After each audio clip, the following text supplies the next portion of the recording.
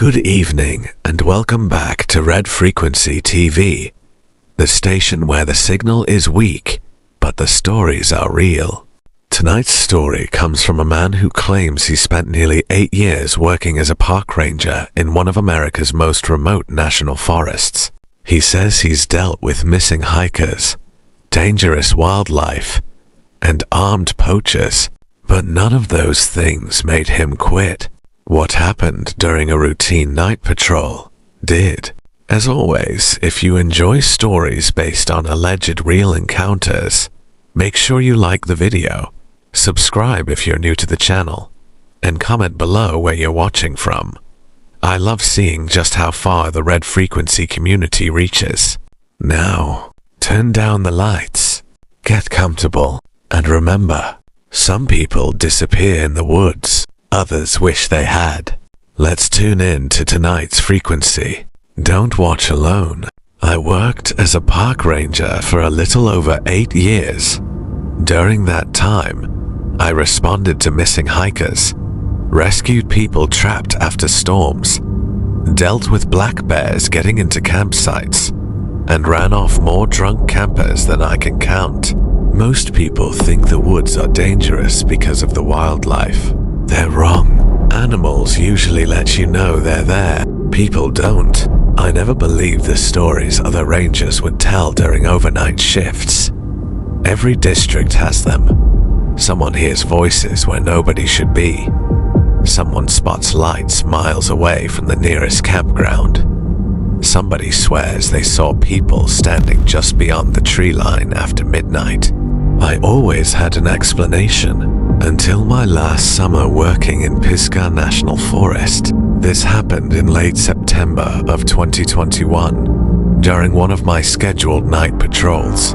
I've kept quiet about it for years because I knew how it would sound, and because the official incident report doesn't come close to describing what actually happened. I still have nightmares about that night. If I had been 10 seconds slower, I don't think I'd be here telling this story. Night patrols were usually the easiest part of the job. By 9 o'clock, most visitors were back at their campsites.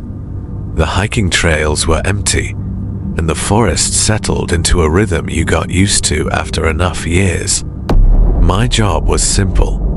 Drive the service roads, make sure nobody was trespassing after hours, check a few trailheads, and put out any illegal campfires before they turned into something worse. That night started exactly the same. The temperature had dropped into the low 40s, and a thick layer of fog was beginning to roll through the valleys.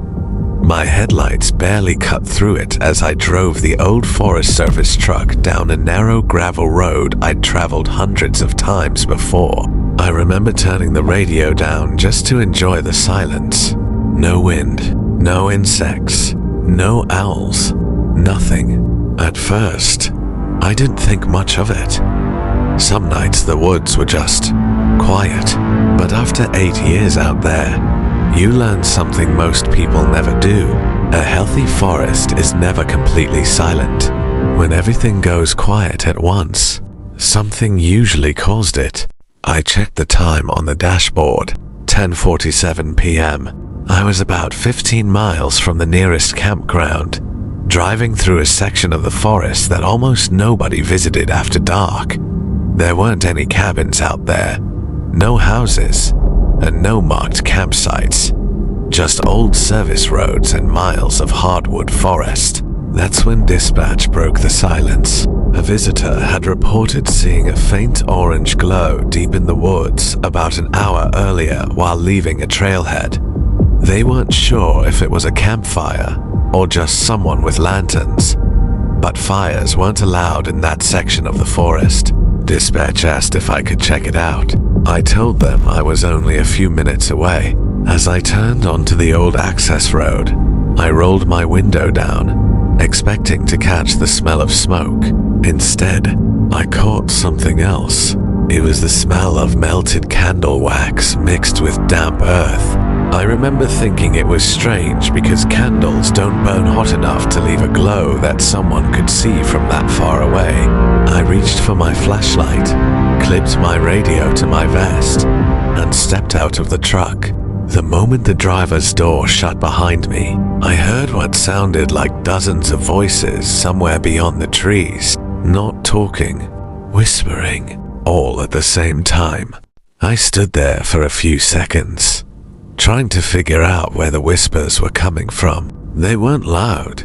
In fact, they were so faint that if my truck had still been running, I probably never would have heard them. At first, I figured it was a group of campers. People sneak into restricted areas all the time. College kids, hikers trying to avoid campground fees, hunters who think the rules don't apply to them. It wasn't unusual. What was unusual was how many voices there seemed to be. I couldn't make out a single word. It sounded like 20 people all whispering at once, each just quiet enough to keep you from understanding what they were saying. I grabbed my flashlight and started walking. Every few steps, I'd stop and listen. The whispers would fade, then they'd come back again, always somewhere ahead of me. The deeper I went, the darker the woods became.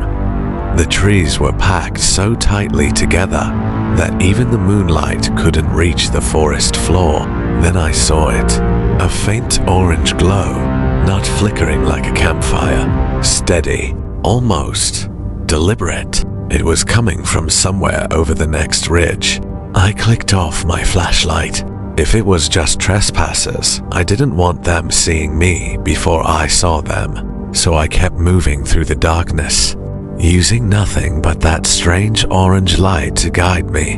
About 50 yards later, the whispering stopped, all of it, at the exact same time. The silence hit so suddenly, it made me stop walking. 1 second, dozens of whispers. The next, nothing. Not a voice, not a footstep, not even the sound of leaves moving. I remember standing there with one hand resting on the grip of my flashlight, trying to convince myself they had simply heard me coming. That would have made sense. But then I noticed something that didn't. The orange glow was still there. If they had scattered, someone would have grabbed the lanterns or put out the fire. Instead, the light never moved. It burned with the same steady brightness, almost as if whoever lit it had no intention of leaving. I crouched behind a fallen oak and slowly peeked over the ridge. At first, all I could see were candles, dozens of them, maybe more. They were arranged in wide circles across a small clearing, their flames perfectly still despite the cool night air. Then I saw the people. They stood shoulder to shoulder around the candles, completely motionless. Long pale robes, rough cloth hoods pulled over their heads, simple white masks with no features except 2 dark eye holes. Not one of them spoke, not one of them moved. They were all facing the center of the clearing, as if they were waiting for something to happen. That's when my eyes landed on the person standing in the middle. Unlike the others, this figure was dressed entirely in black. The hood covered everything except the front, where a single faded pentagram had been stitched into the fabric. They never looked up. They just stood there, perfectly still, and for reasons I still can't explain, every instinct I had told me to leave without making a sound. I slowly started backing away, not because I thought I'd stumbled onto something supernatural, because whatever they were doing, I wasn't supposed to see it. There had to have been at least 20 people in that clearing, and I was alone. No backup, no cell service, just a radio that barely worked once you got that deep into the forest. The smartest thing I could have done was quietly return to my truck and call the county sheriff. So that's exactly what I tried to do. I took one careful step backward, then another. My boot came down on a dead branch. Crack. It wasn't loud, but in a forest that silent, it sounded like a gunshot. Every person in the clearing froze. Then, as if someone had given a command I couldn't hear, every white mask turned toward the tree line, toward me. I dropped behind the fallen log, barely daring to breathe. For a few seconds, nothing happened. No shouting, no running, no panic. Then I heard the sound that still wakes me up some nights. Not chanting, footsteps. Slow, measured, crunch, crunch, crunch. One by one, they began walking into the woods, straight toward where I was hiding.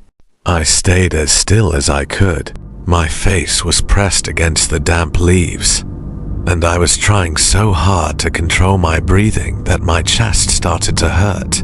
The footsteps kept getting closer. They weren't rushing. That was the part that terrified me. If I'd caught a group of trespassers doing something illegal, they would have run. If they were dangerous, they would have charged me. Instead, they walked, slowly, patiently, like they already knew I wasn't getting away.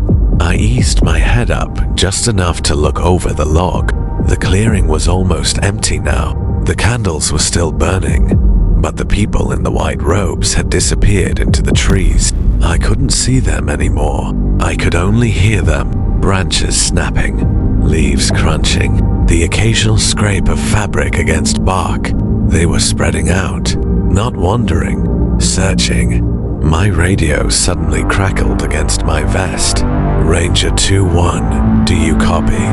The voice from dispatch echoed through the woods, far louder than it should have. I lunged to turn the volume down, but it was too late. The footsteps stopped, every single one of them. For a heartbeat, the forest was completely still. Then, from somewhere in the darkness to my left, a calm voice, barely louder than a whisper, said, "He's here." And all at once, the entire forest erupted with people running straight toward me. The second I heard branches snapping from every direction, I ran. I didn't stop to think. I didn't look back. Years of search and rescue training took over. I knew this section of the forest better than most people ever would, and I headed for the old service road where I'd left my truck. At least, I thought I did. After about 30 seconds of running, I realized something was wrong. The ridge should have been on my right. Instead, it was behind me. Somehow in the dark, I drifted off course. I reached for my radio. "Dispatch, this is Ranger 2-1. I have multiple individuals pursuing me in a restricted area. I need law enforcement." The transmission dissolved into loud bursts of static. I tried again. Nothing. Just static. Then, through the interference, I heard breathing. Slow. Close. Too close. I pulled the radio away from my ear, staring at it, trying to convince myself I was imagining it. That's when something slammed into a tree just a few feet to my left. Thud. A thick wooden staff had buried itself into the trunk, hard enough to stick there, vibrating in the bark. Whoever threw it hadn't missed by accident. They were warning me, or trying to steer me somewhere. I didn't wait to find out. I took off again, weaving between the trees as the sound of pounding footsteps closed in behind me. And then, for the first time that night, I heard them speak. Not shouting, not chanting, just one sentence, spoken calmly, almost patiently. "Don't let him reach the road." The moment I heard those words, I knew this wasn't just a group trying to scare me. They had a plan, and somehow, they already knew exactly where I was trying to go. I pushed harder, weaving through the trees as fast as I could. Branches whipped across my face, rocks rolled under my boots, and every breath felt like it was tearing through my chest. Then I saw it, the reflective trail marker I'd passed dozens of times over the years. Relief hit me for about half a second. If I was there, the service road was less than 200 yards ahead. I sprinted toward it. That's when movement caught my eye. Someone stepped out from behind a tree, then another, then another. 5 figures in white robes stood silently across the trail, shoulder to shoulder, blocking the only way forward. None of them said a word. None of them moved. They simply stood there, waiting. I skidded to a stop and turned to run another direction. More footsteps. I looked over my shoulder. The rest of them were emerging from the darkness behind me. I was trapped. My flashlight beam swept across the trees, searching for any opening. Then about 30 yards to my right, I spotted a narrow game trail cutting downhill through the brush. It wasn't marked on any map. It wasn't even meant for people, but it was the only gap they had left me. I didn't hesitate. I dove into the thick brush, branches clawing at my arms as I forced my way downhill. Behind me, for the first time all night, I heard them break their silence, not yelling, laughing, soft, quiet, almost amused, as if they already knew where that trail ended. The trail dropped so steeply I was more sliding than running. Loose rocks rolled out from under my boots, and I had to catch myself on tree trunks just to stay upright. Behind me, the laughter stopped. Now all I could hear were footsteps. They weren't sprinting anymore, just following, steady, controlled, like they knew exactly where I was going. After another 100 yards, the trees opened into a small clearing. I froze. The trail ended. In front of me was a ravine, at least 30 feet deep, with a narrow creek running along the bottom. There was no bridge, no way across, and climbing down in the dark would have taken too long. I turned around. The figures began stepping out of the woods one by one, not all at once. One, then another, until nearly every white mask was visible between the trees. They spread out without saying a word, leaving only a few yards between each person. They weren't rushing me. They were closing the gap slowly, making sure there was nowhere left to run. Then the figure in the black robe stepped into the clearing. For the first time that night, I could see them clearly. The faded pentagram stitched onto the hood wasn't painted on like I'd first thought. It had been sewn there by hand, with thick black thread. The figure raised one hand. Every person behind them stopped instantly. No one moved. No one spoke. The black-robed figure tilted their head slightly, almost like they were studying me. Then, in a calm voice that carried across the clearing, they said only 4 words: "Bring him back alive." The second those words left the black-robed figure's mouth, something clicked in my head. They weren't trying to kill me. Not yet. They wanted me, and somehow, that was even worse. I took one step backward until my heel touched the edge of the ravine. There was nowhere else to go. I looked down. 30 feet wasn't impossible. It was just high enough that I could break a leg, or my neck. I looked back at the people closing in. Then I made my choice. I jumped. The fall felt like it lasted forever. I slammed into the side of the ravine, bounced off loose dirt and rocks, and crashed shoulder first into the shallow creek below. The impact knocked every bit of air out of my lungs. For a few seconds, I couldn't breathe. I couldn't hear anything except the ringing in my ears. Then, voices. I rolled onto my side and looked up. The white-masked figures had reached the edge of the ravine. None of them climbed down. They just stood there, watching, perfectly still. The black-robed figure stepped to the front. Even from that distance, I could feel them staring directly at me. Then they slowly raised one arm and pointed downstream, not toward me, past me, as if they were directing someone else. Before I could figure out what they meant, I heard the sound of footsteps. Not above me, behind me, down in the ravine. Someone else was already waiting. Every muscle in my body locked up. The footsteps weren't splashing through the creek. Whoever was behind me was walking along the rocky bank, slow enough that each step echoed off the walls of the ravine. I didn't turn around. I couldn't. For a moment, I convinced myself it had to be another ranger. Maybe dispatch finally got someone close enough to respond. Then I heard it. The sound of fabric dragging across stone. The same sound I'd been hearing in the woods. I spun around. About 40 yards downstream stood another person in a white robe, motionless. Their mask was tilted slightly downward, like they were staring at the ground instead of at me. I looked back toward the top of the ravine. The others were gone. Every one of them. The edge was empty. It didn't make sense. There wasn't enough time for that many people to disappear without making a sound. I didn't waste another second trying to figure it out. I scrambled to my feet and started running through the creek, slipping over wet rocks and fighting the current. The lone figure didn't chase me. They simply stepped aside, leaving a narrow opening between themselves and the ravine wall, almost like they wanted me to pass. I hated it. Every instinct told me it was a trap.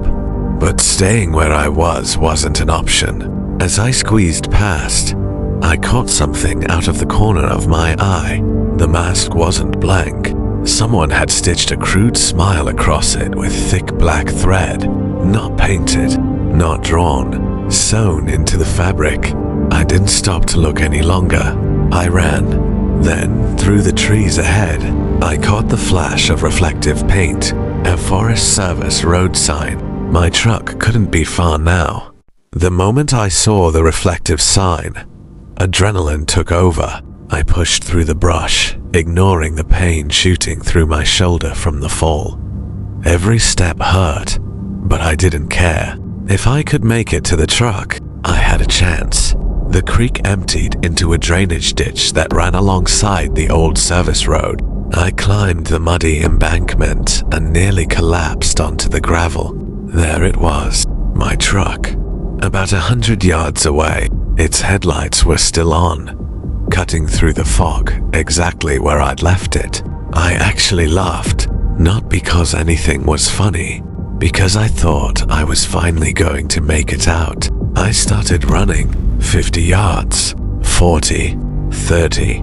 Then the headlights went dark. I stopped. The truck hadn't shut itself off. Someone had turned it off. A second later, the driver's door slowly creaked open. No one stepped out.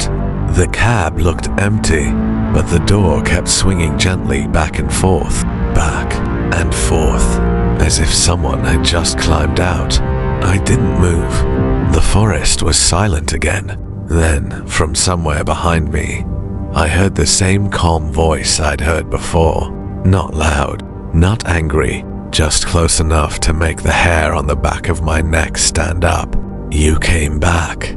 I turned and saw the black-robed figure standing in the middle of the road, between me and my truck. For a split second, neither of us moved. The fog drifted between us, curling around the truck's headlights like smoke.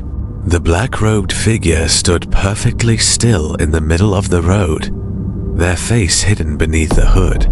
I couldn't see their eyes. I couldn't even tell if they were looking at me.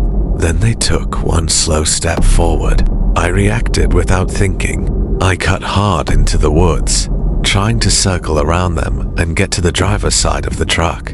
The second I left the road, I heard movement all around me. Branches snapped. Leaves crunched. The others were back. They hadn't disappeared. They'd been waiting. I pushed through the brush, keeping the truck in sight through the trees. It was only 50 or 60 feet away now. I could hear people moving behind me, but none of them were running. They stayed just far enough back that I could never actually see them. It felt less like they were chasing me and more like they were herding me. I burst back onto the road just a few feet from the driver's door. Without looking back, I grabbed the handle, threw myself into the seat, and slammed the door shut. The lock clicked. I jammed the key into the ignition with shaking hands. The engine struggled. Once, twice. My heart dropped. On the third try, the truck roared to life. As I threw it into drive, I looked into the rearview mirror. The road behind me should have been empty. Instead, every single white-masked figure was standing shoulder to shoulder across the road, completely silent, not chasing, not waving, just watching me leave. But one thing made my stomach turn. The black-robed figure wasn't with them. They were gone. I didn't stop driving until I reached the ranger station. By the time I pulled into the parking lot, it was a little after midnight. I don't remember much about the drive, just gripping the steering wheel so hard my hands cramped, and checking the rearview mirror every few seconds, expecting to see headlights or those masks somewhere behind me.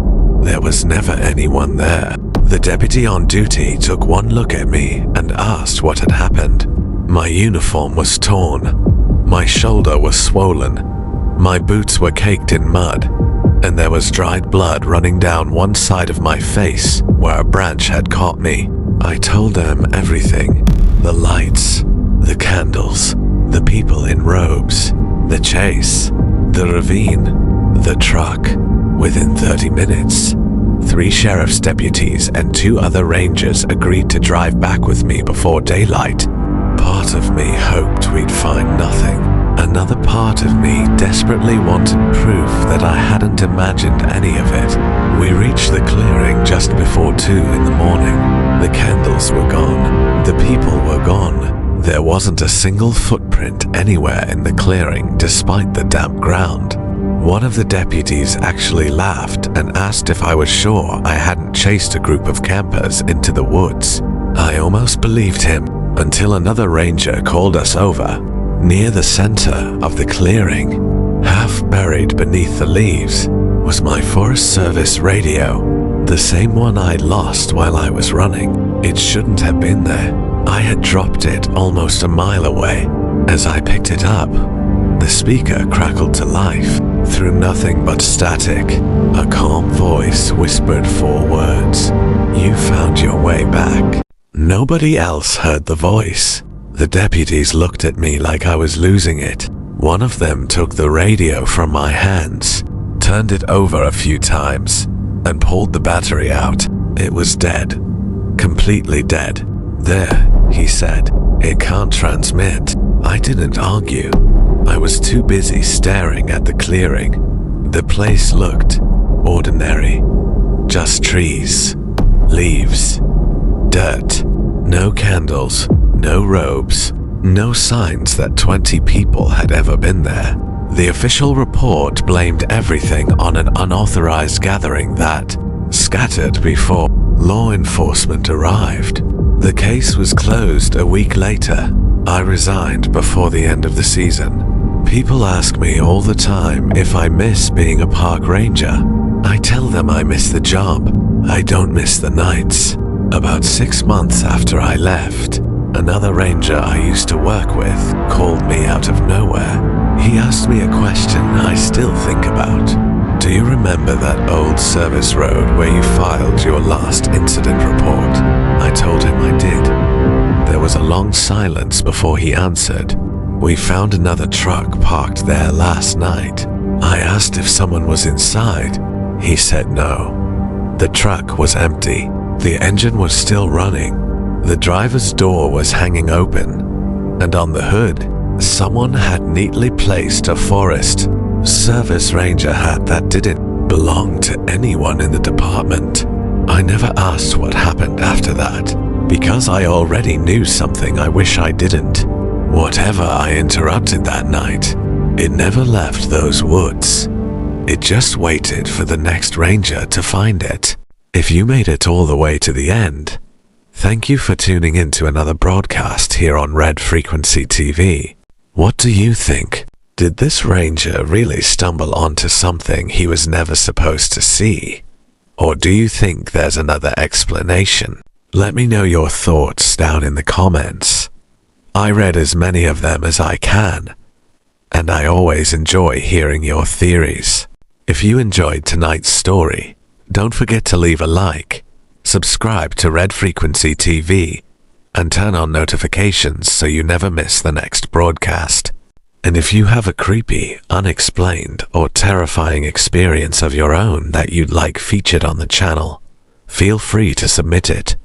Your story could be the next one we tell. Until next time, sleep well, stay aware of your surroundings, and remember, the signal is weak, but the stories are real. This is Red Frequency TV. Don't watch alone.